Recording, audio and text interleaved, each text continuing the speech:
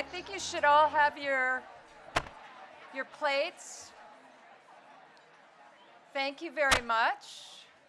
We're going to move on to the award portion of the luncheon. Thank you all so much for coming today. And of course, as all of you know, this lunch is about the Madeleine Albright Grant, which supports the advancement of women around the world. But it's also, of course, very much in honor of Madeleine Albright and the enormous groundbreaking work she has done on behalf of women here and women everywhere. Madeleine, you have taught us all by example what is possible, and you've also shown us the importance of being bold and brave as women and wise and honest, and also the importance of having a sense of humor, I think, a trademark.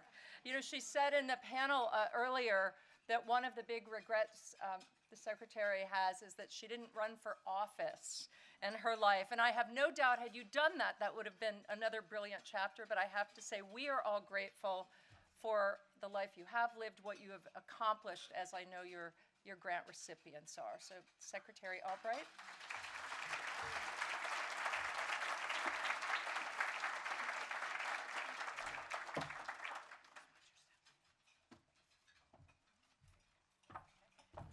Claire, thank you very, very much for your kind introduction, and thank you for being such a part of what we've been doing here. Really terrific. Thank you, and I'm pleased to welcome everybody here, and I thank you all for being here. I have to have a sense of humor after I saw what I looked like in that video.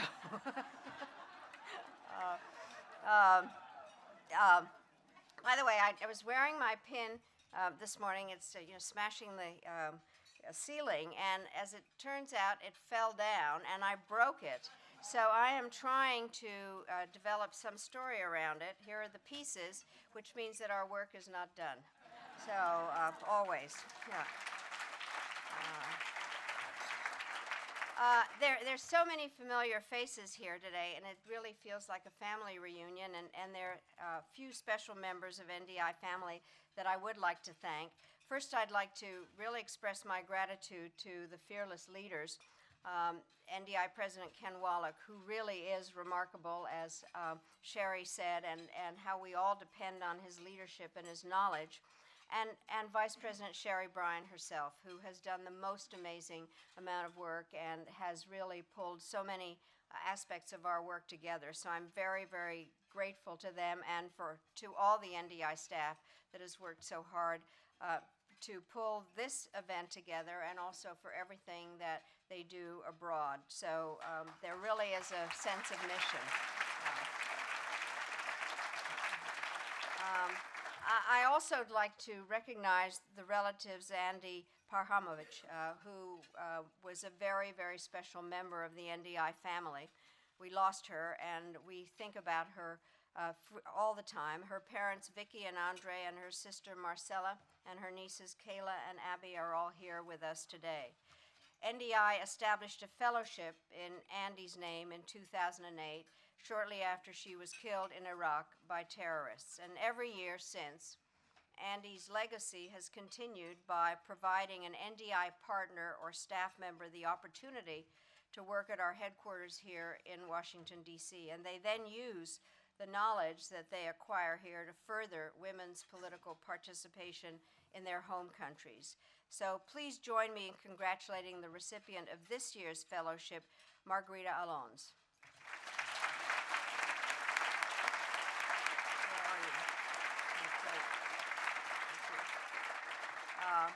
Margarita is focused on encouraging women's participation in Guatemalan politics and at all levels of elected office, and she's certainly got her work cut out for her.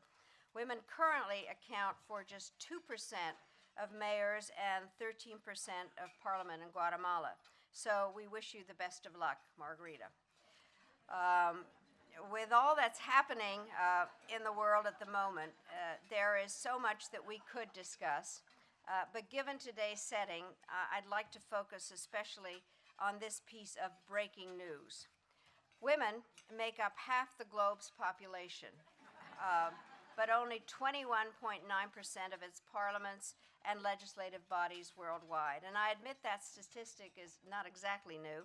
In fact, despite the enormous amount of progress that's been made, the percentage of women in elected office worldwide has hovered at or below 20% for the past several years, and that is deeply troubling. We continue this trend at our own peril because there's a clear and direct connection between the success of women in government and the success of women outside government. This is a connection that runs both ways. If women in government do their jobs, they will help improve the lot of women and girls everywhere. They will raise issues that others overlook, pass bills that others oppose, put money into projects others ignore, and seek an end to abuses others accept.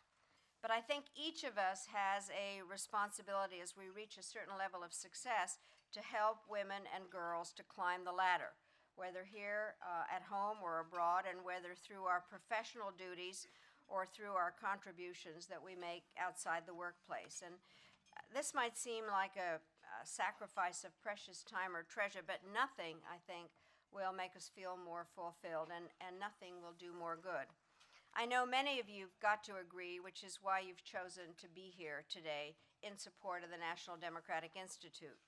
When we work to advance the status of women and girls, we contribute to a tide that's altering the social and political landscape of the world, from the halls of the United States Congress to the mountains of Afghanistan. The National Democratic Institute is at the forefront of this fight, helping women acquire the tools to run for office and to create a legal environment in which women's voices, when raised, will actually be heard. We're working to help reform political parties, which are the gateway and the impediment to women's political leadership. It's training thousands of women candidates in the essentials of campaign planning and public speaking and media relations and fundraising. And it's taking into account the fact that it is one thing to get elected and another to serve effectively. If you have to be able to, answer all kinds of questions, and you have to be able to answer the question that Robert Redford asks at the end of the movie, The Candidate, what do I do now? It's always nice to answer Robert Redford's questions. NDI helps women legislators answer that question by working with them to develop computer expertise, learn how to draft bills, and master legislative procedures. At any given time, nearly 75% of NDI country programs have a dedicated project addressing women's political participation. Let me repeat that because I think it's so important. At any given time, nearly 75% of NDI country programs have a dedicated project addressing women's political participation. I think most people don't recognize that. We are on the ground every day motivating women to put themselves forward. And this really is a big deal because there are so many barriers. The temptation is strong to stand aside and let others do the hard work of breaking the barriers down. Thankfully, NDI and our local partners are committed to bringing down any obstacle in their way. So one of those partners is the winner of this year's Albright Grant, Aswat Nisaa. She's from Women's Voices of Tunisia.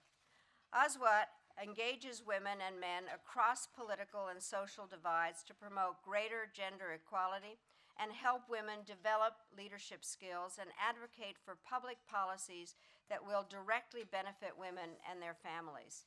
The organization was created after the 2011 revolution as a means for giving Tunisian women a greater political voice during and after the transition.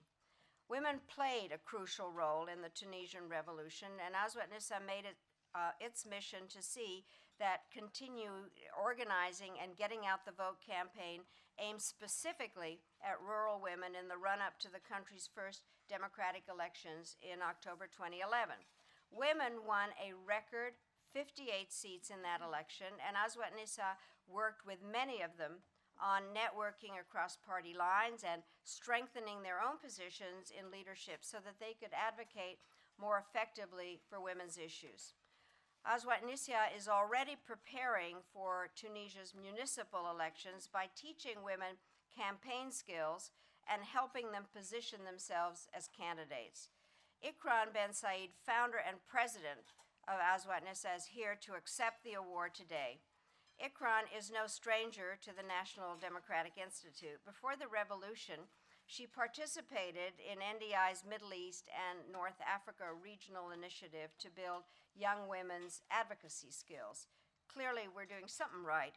Ikran has been a model advocate for gender equality in Tunisia, working with fellow Aswat Nisaa members, and Ikran was active in the successful campaign to include strong equal rights language in Tunisia's new constitution. Today, I was asked a question about how we're moving forward on the constitutional process generally and whether women are involved in writing the new constitution. And Tunisia, I think, is a very good example, and Ikran has been very much a part of it. It is said that all work worth doing is done in faith. So today, let us each vow to keep the faith that each time a law is changed to ensure women's rights, each time a policy is changed to ensure that girls are educated, each time a budget is changed to give women in need a helping hand, and each time a mind is changed to help elect a woman to high political office, we see how the process of change works for us, and the distance to the top of the ladder we are climbing shrinks. Ikran and the members of Aswat Nisaa have kept the faith in Tunisia. And thanks to your generous support, NDI is working in 60 countries to help other women reach the top of the ladder. For 30 years, NDI has been a world leader in efforts to promote the meaningful participation of women in politics, supporting the aspirations of women around the world to be equal and active partners in determining the future of their country. I mentioned earlier that women make up roughly 22% of parliamentarians worldwide. 15 years ago, that number was closer to 10%. The work NDI is doing does have an impact. It doesn't take a great mathematician to know that 20% is better than 10%, but it's still not 50% or 60% or 70%, so there's an awful lot of work that needs to be done. But with a bit of patience and a great deal of commitment, I know a day will come when women the world over will be full and active participants in steering the future of their country. Thank you so much for supporting the National Democratic Institute in that mission and for being with us today. And now please join me in welcoming Ikran Ben Said.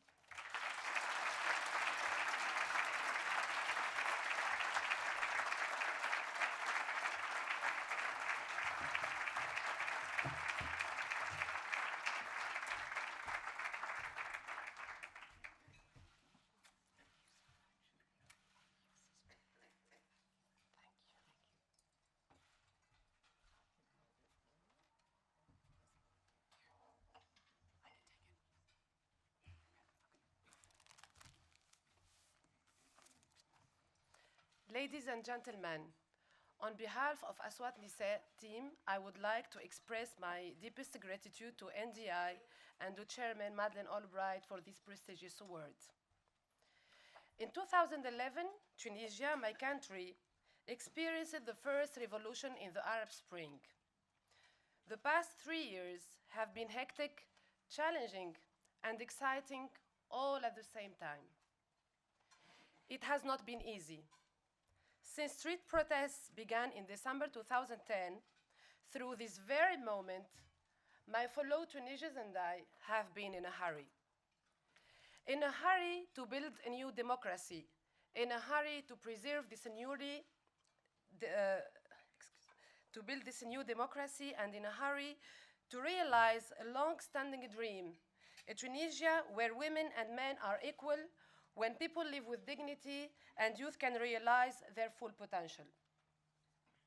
We are indeed enthusiastic, but we are also aware of the difficulties ahead of us. After 2011, Tunisia has faced numerous internal conflicts, sub-regional disparities, unmet expectations, youth frustration, economic regression, political instability, terrorist threats, and the lack of a clear transitional justice plan.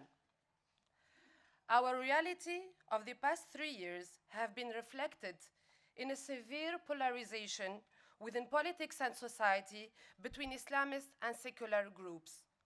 That impacts all the issues. But despite this turmoil, Tunisian people have made great progress. We have a very vigilant and dynamic civil society. Compared to before the revolution, there is today real freedom of the press in our country. There has been a broad agreement on a new and modern constitution, which especially mentions the importance of parity between women and men. And of course, Tunisia recently withdrew all reservation on the Convention on the Elimination of All Forms of Discrimination Against Women, the CEDAW, a great step toward equality between women and men.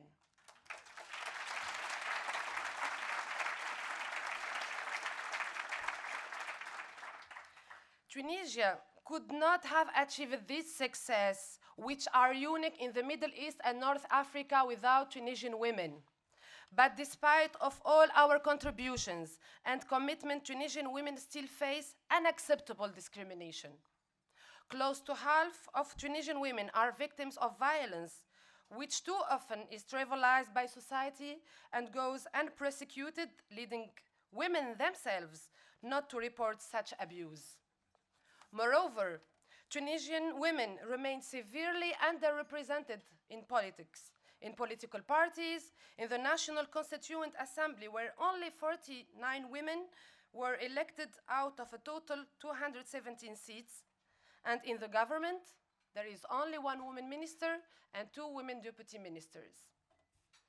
Aswat Nisaa believes that Tunisia could do much better. Since its creation in 2011, Aswat Nisaa has worked to empower Tunisian women from all walks of life to raise their voices and take their rightful place in a society so they can build a society where women are treated as equal to men and where women are aware of their rights and fight for them. We believe that women who are empowered can achieve political, social, and economic change that will lead to equality. As Tunisia approaches national and local elections that will serve as a key milestones, Aswat Nisaa is thrilled to announce the launch of its first Women's Political Academy, made possible by the generous support of Madeleine Grant. The Academy will have 2 objectives. The first is to increase women's representation in local councils by helping women candidates run for office and win. And the second is to support elected women to help them carry out local policies that addresses issues that impact the daily lives of women across Tunisia. Aswat Nisaa is looking forward to turning this initiative in a sustainable academy that for years to come will offer a unique and safe space for learning, sharing, questioning, networking, and dialogue for women politicians from across the political spectrum. To us, this is more than an award. This is the recognition not only of the Aswat Nisaa team, but of all Tunisian women and men who are committed to make history by making Tunisia transition a success, and Tunisia will succeed. Tunisia will succeed if all women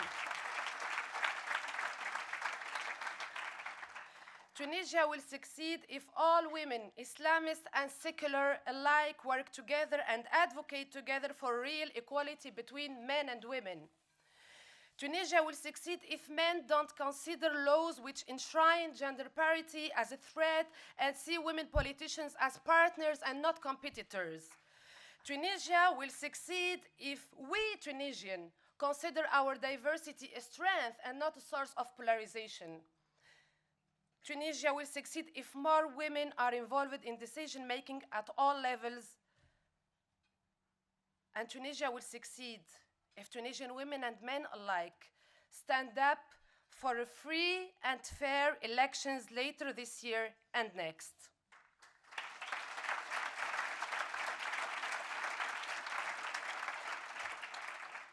I strongly believe, as Nelson Mandela said, that from the disaster of the past, a new society will be born, which the world will be proud of.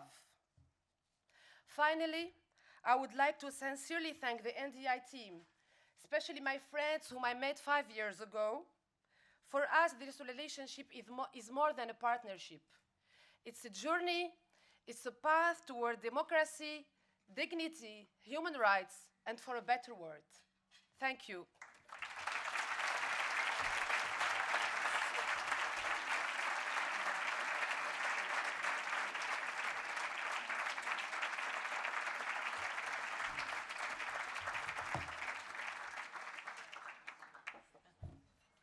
I think there is no question that Tunisia will succeed if Ikran is one of its leaders.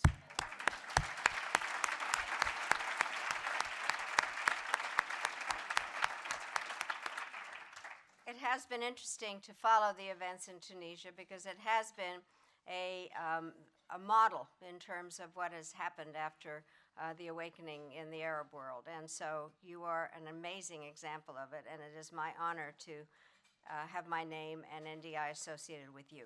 Thank you. As many of you know, I have a special place in my heart for women who leap head first through the glass ceilings. And so I take great pleasure today in introducing a fellow ceiling smasher, my friend and this year's keynote speaker, Christine Lagarde. In 2011,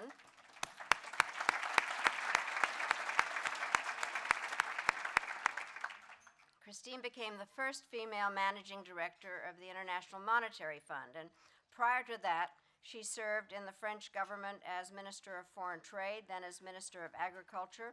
In 2007, she was named Finance Minister and became the first woman of a G7 country to hold that post. In 2012, she was named an officier in France's Légion d'honneur in recognition of decades of excellent service to her country. Indeed, Madame Lagarde, as we sometimes call her, has taken on some of the most significant leadership roles during the most turbulent fiscal times in recent memory, and she has done so with an enviable amount of grace and poise. Christine has spent her career championing the advancement of women, both professionally in the financial sector and as valuable participants in the global economy. While at the IMF, she has made it a priority to bring women into senior leadership positions, and she's focused on the importance of closing the gender gaps in employment and compensation that persist across the world. Christine knows perhaps better than anyone else that tomorrow's solutions to today's economic challenges will require all hands on deck, men and women working together. I have often said that economic and political development go together. A strong, stable economy reinforces a strong, stable democracy, and vice versa. So it naturally follows that increasing women's political participation can be achieved in part by increasing their stake in local economies. And I can think of no one better suited to advancing that mission than Director Lagarde, and I'm honored that she has joined us here today. So please join me in welcoming her to this stage.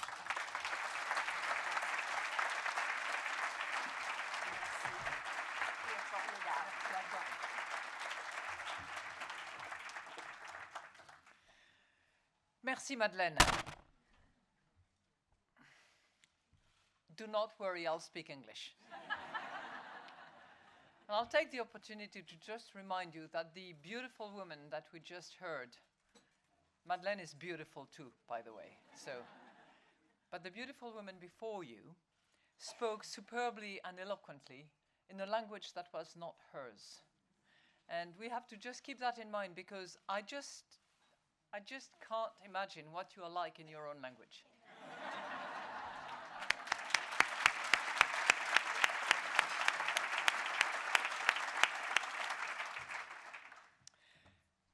So good afternoon to all of you. If anybody has to leave within the next 25 minutes, please feel free to do so. You can even leave now, because that's about how much I'm going to take off your attention span.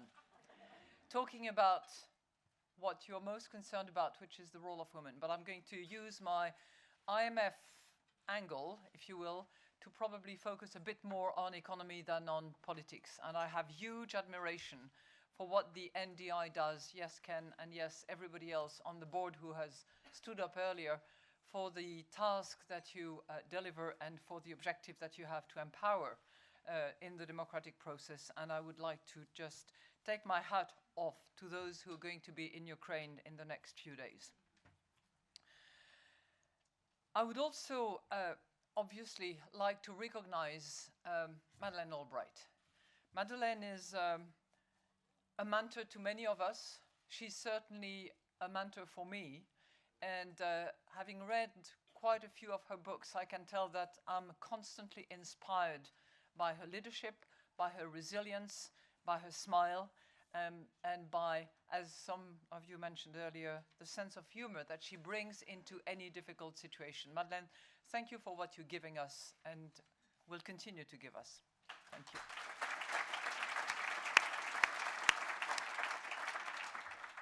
Okay, I want to begin today with a well-known puzzle. For those of you who know about it, don't say. A young boy is involved in a traffic accident and is immediately rushed to the hospital for urgent surgery. In the bustle and chaos of the hospital environment, the surgeon strides into the operating room. Think of the quintessential surgeon. Brimming with confidence and authority, a true type A personality, one who knows instinctively how to take charge. Yet, this distinguished surgeon looks down at the boy and gasps, saying, "I can't operate on this boy. It's my son."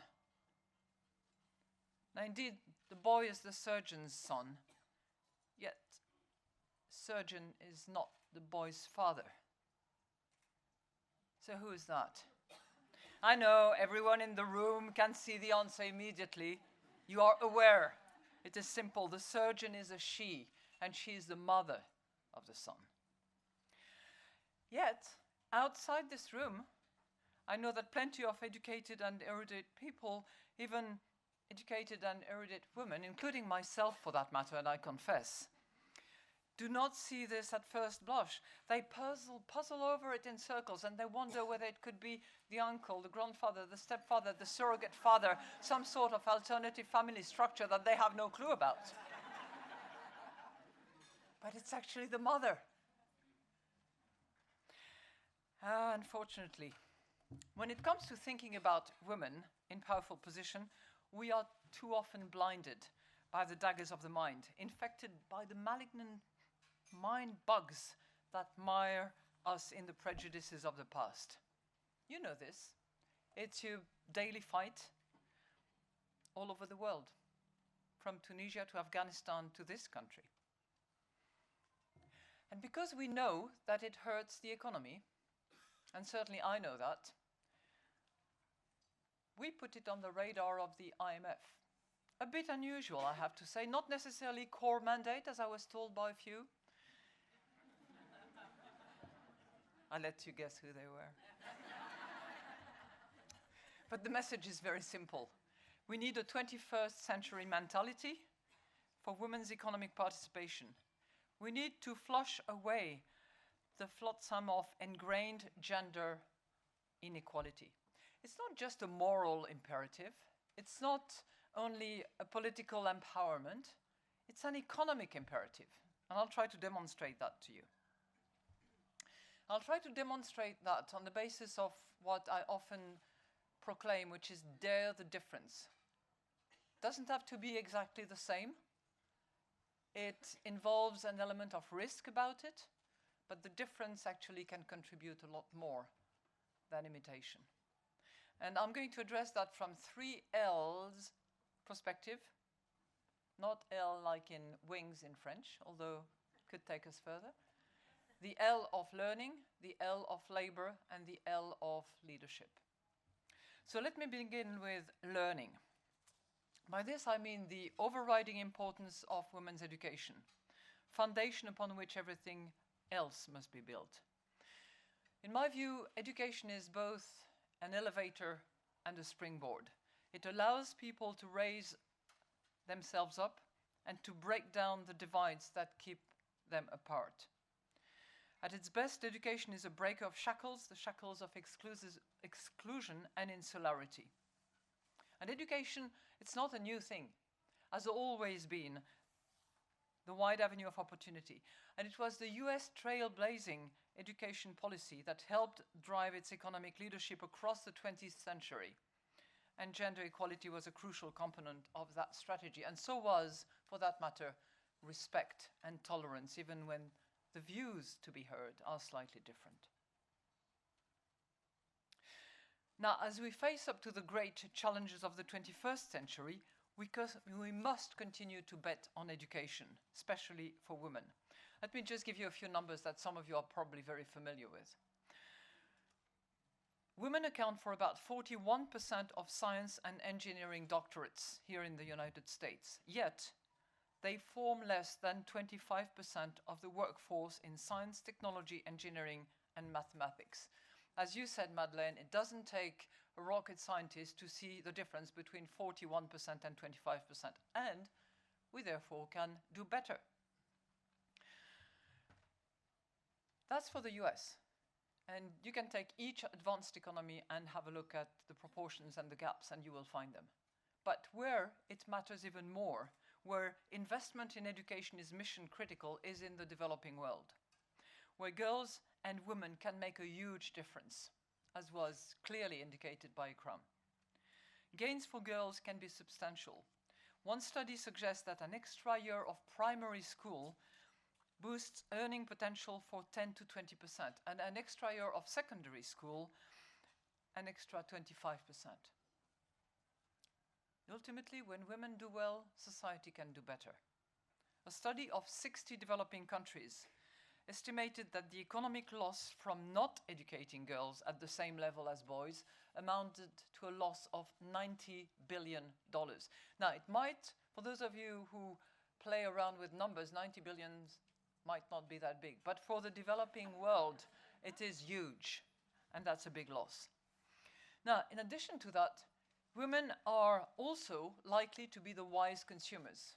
Another study has clearly indicated that they spend about 90% of their earnings on education and health, while at the same time men will spend 30 to 40% of their earnings on the same matters of education and health. As the old African adage says, if you educate a boy, you train a man. If you educate a girl, you train a community. So we must carry the banner for women's education. It's not a threat. It is not a threat. It's a blessing. And we must make it a global priority. That is why girls like Malala Yousafzai from Pakistan, who faced down Taliban assassins to demand the right to an education, are admirable. That is why groups like Boko Haram in Nigeria, who kidnap and sell into slavery young girls who simply want to go to schools, are despicable, and they themselves should be found and forced to go to school for life. Yeah.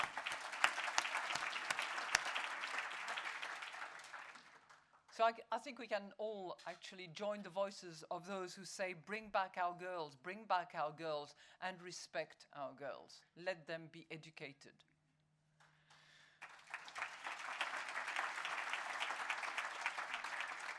Now let me now turn to my second L, which is labor.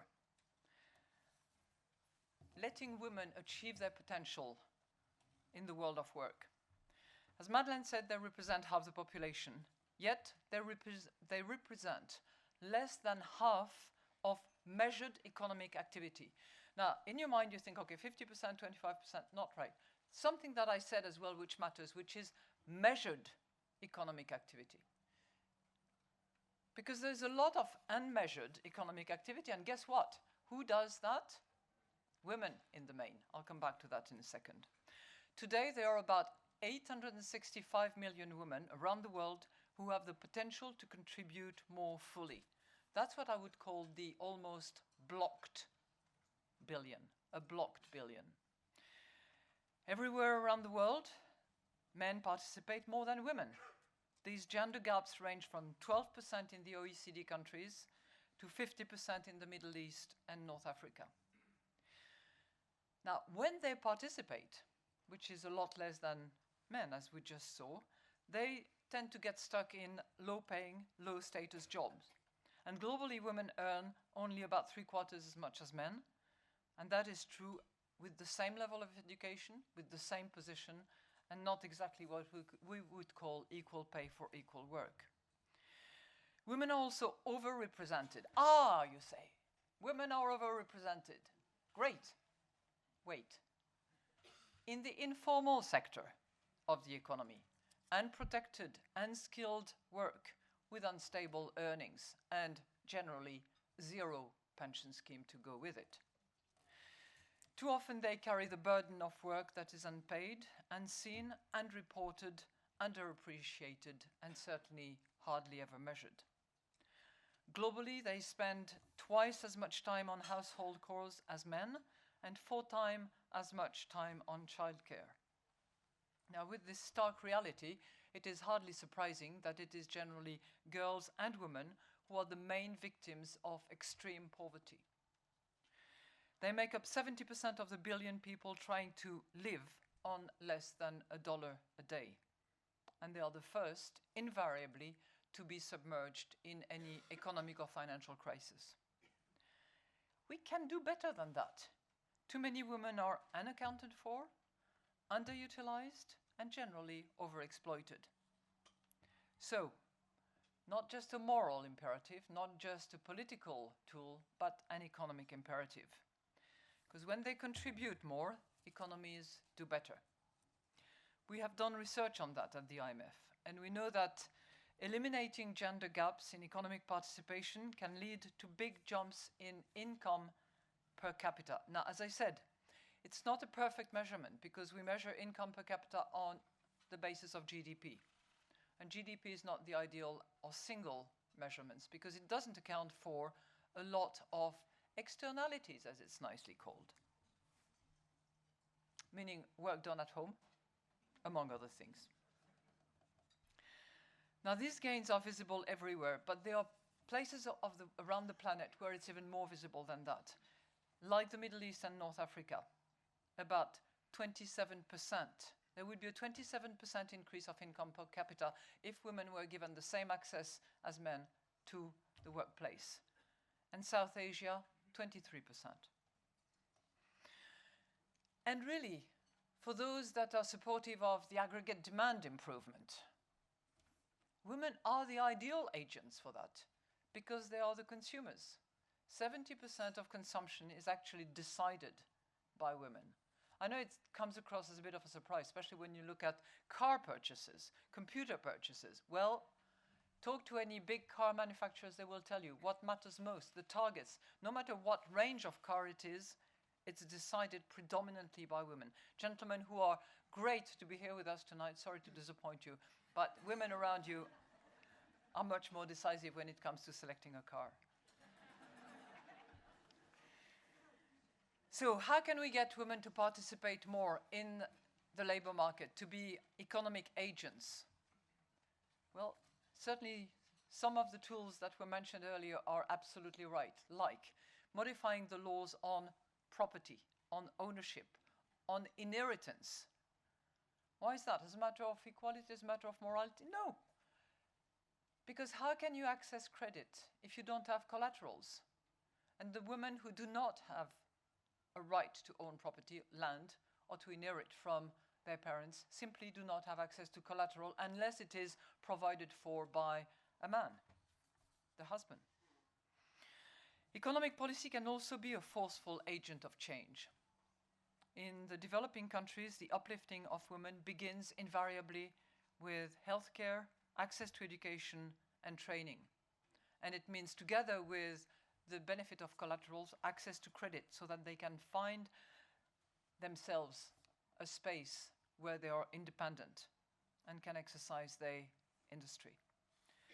We take this seriously at the IMF, and our programs include a particular attention to safety nets to make sure that access to credit, for instance, is safeguarded, to make sure that there is that protection from a social point of view so that women are not prejudiced against.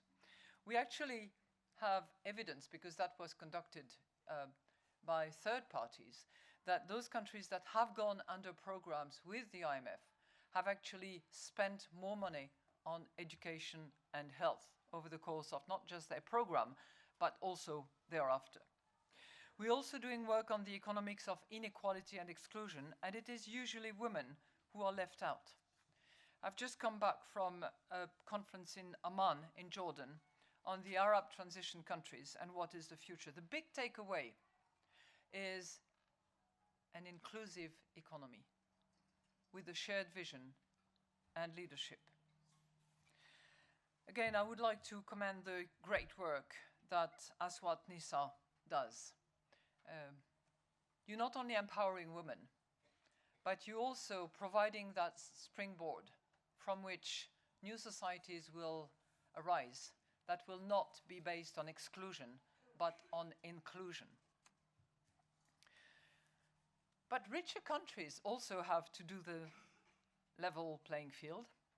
They need more pro-women, more pro-family policies, policies like publicly funded parental leave, quality affordable childcare, individual instead of family income taxation, which invariably, when it is family taxation, taxes the second salary. And guess what it is? Usually the woman's salary.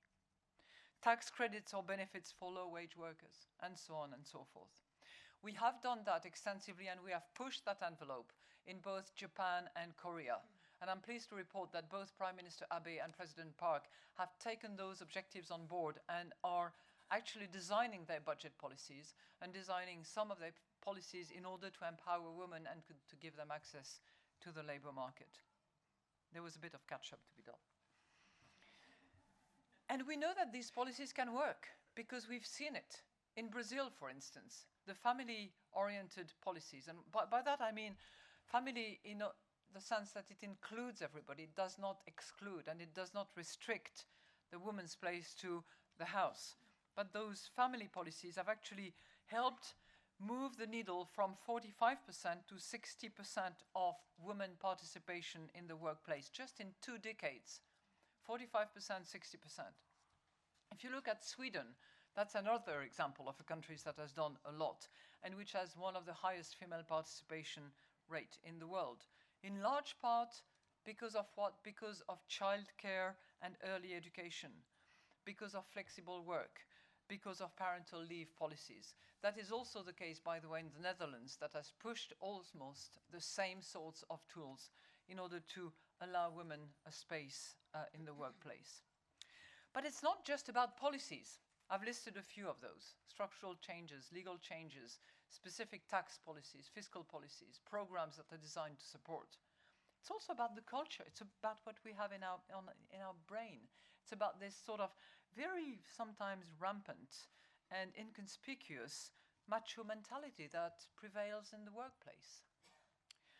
In what she calls the last chapter of gender convergence, Claudia Goldin argues that the gender pay gap might go away if firms stopped insisting on people working exceedingly long hours. In other words, if they value creative time more than face time. This is already happening in sciences and technology. But having been a prime witness of what happens in the legal field or in finance, I can tell you that there is a lot of ground to cover. Filling in the timesheet, pretending you're at work. So it's about time to complete that last chapter, and we cannot rest until we have achieved that equality in the workplace. It's within our grasp if we reach out to both women and men. Now let me move to my third L. I've talked about learning, education, I've talked about labor. Final link in the chain is leadership. Letting women rise to the top on their strength and their abilities, and fix to break again that glass ceiling that you talked about, Madeleine. We all know the situation and the problem. The higher you go up that ladder, the fewer women there are. The evidence is painfully obvious. Look at the world of business. Only 4% of CEOs in the Standard & Poor's 500 company list are women. Plus, as this institute has demonstrated and as you have indicated, only about 20% of parliamentary seats are occupied by women, and only 10% of leaders in countries around the world are female. And yet, if you look at it, and if you have a bit of empirical evidence, women are better leaders. One study shows that the Fortune 500 firms with the best track record in raising women to prominent positions are anywhere between 20 to 69% more profitable than median firms in their same area. Now, you might challenge, because that's a big number, but it's invariably in the same direction. Women are also less likely to engage in the kind of reckless, risk-taking behavior that sparked the global financial crisis. For example, an experiment from the investment community in the late 90s shows that men trade 45% more than women and are much more likely to lose big. And it's really not a coincidence that while men were cheerleading, it was the women who were crying most about financial sector excess and misbehavior before the crisis. I'm thinking of women like Sheila Blair, Brooks Liborn, Janet Yellen, yes, and Elizabeth Warren. But too often they were ignored or dismissed, sometimes characterized with funny names. Yet they were proven right. We also know that women are generally good managers and good crisis leaders. There have been studies on that, and it's clearly the case. Now, it's also clearly the case that when the situation is really dear and when there is hardly any hope left, then you call a woman. Always.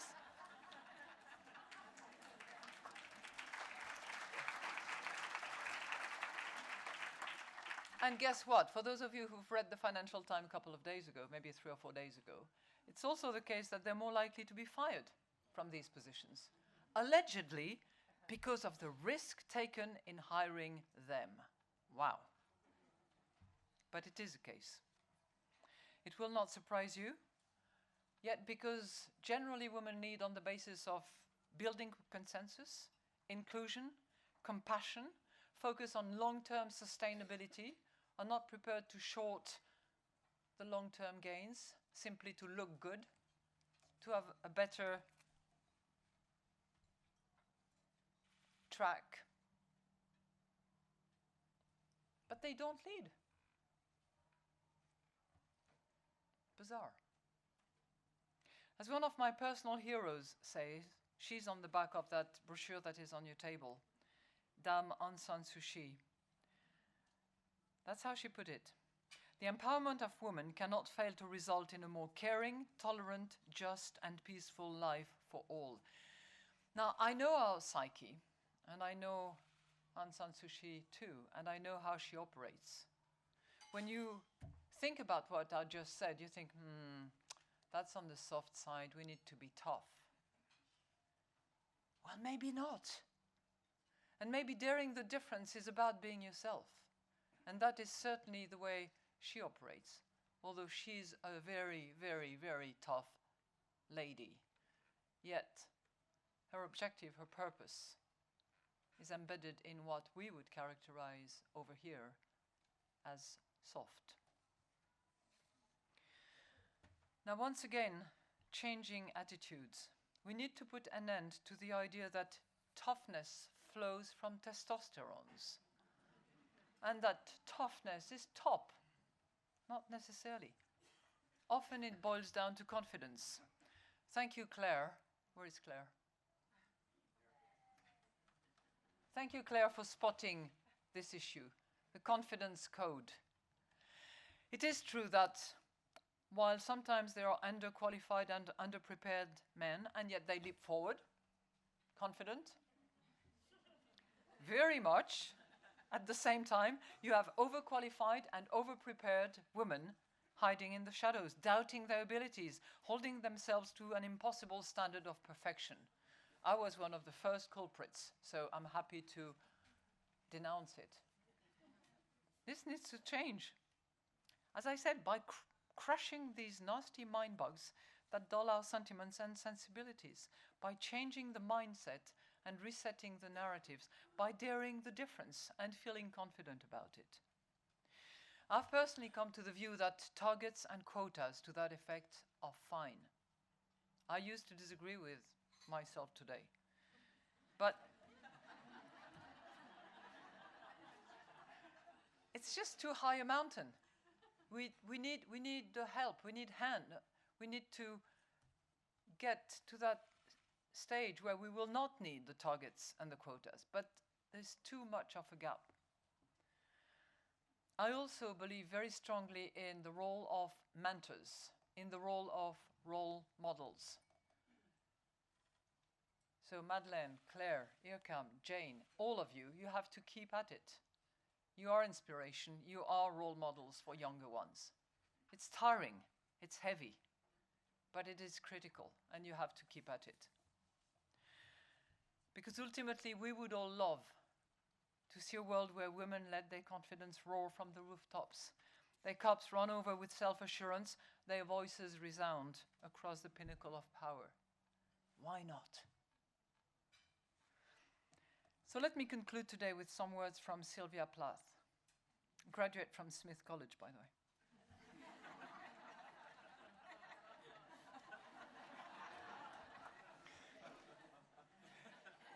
We shall by morning inherit the earth, our foot's in the door. We have certainly made great strides towards gender equality. But while our foot might be in the door, as she says, we're still standing outside in the cold. So it's time to fulfill those promises, to create a world where every girl from every corner of every continent can fulfill her potential without impediment and without prejudice. To make sure that nobody ever again will doubt for even a moment that, yes, a woman can be a top surgeon, or indeed a leader in any field that she might choose. So, let's dare the difference. If we dare the difference will deliver, I'm sure. Thank you.